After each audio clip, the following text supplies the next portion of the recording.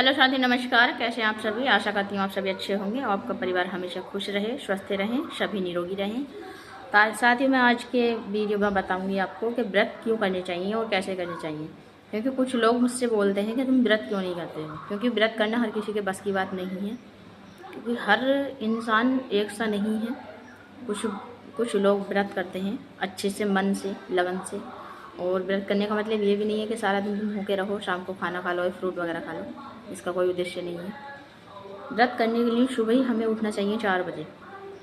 4 बजे उठने के बाद में धरती माँ को पैर रखने से पहले प्रणाम करना चाहिए। हमें धरती माँ को प्रणाम करके उस पर पैर रखना चाहिए। फिर उठने के बाद में हमें घर की साफ़ सफाई करनी चाहिए। साफ़ सफाई के बदले में चप्पल इधर उधर ना रहे, लाइन से लगाने चाहिए। उसके बाद झाड़ू कहीं ना रहे, इसका विशेष ध्यान रखना है। झाड़ू साइड में लगा देने चाहिए। और घर पे कोई भी ऐसा गलत काम करना नहीं चाहिए, जैसे कि किसी बच्चों को मारना या कुत्ते को मारना, किसी चीज़ को, किसी पे हाथ उठाना नहीं चाहिए। और सुबह ही उठने के बाद में 7 बजे हम जल चढ़ाएंगे। जल चढ़ाने के बाद में 7 बजे से पहले पहले हमें जल चढ़ाना है। जल चढ़ाने के बाद में हमें गौ माता को एक पूरी और हलवा, हर जब तक 9 व्रत रहेंगे तब तक एक पूरी और हलवा गौ माता को देना चाहिए। और एक पूरी में थोड़ा सा हलवा लेकर, एक काला काला कुत्ता हो या कैसा भी भैरव बाबा माने जाते हैं, और उनको एक देनी चाहिए।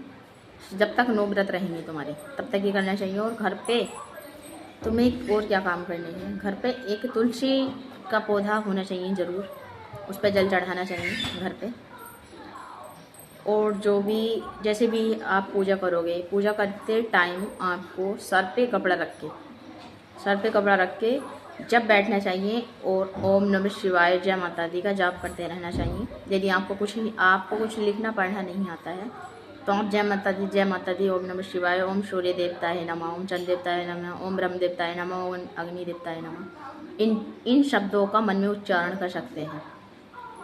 और उसके बाद आपकी पूजा संपन्न होने से पहले और बाद तक आपको क्या करना है, आपको ये करना है कि एक कलश में जल रखना है। जल में कुछ लौंग के जोड़े डालने हैं,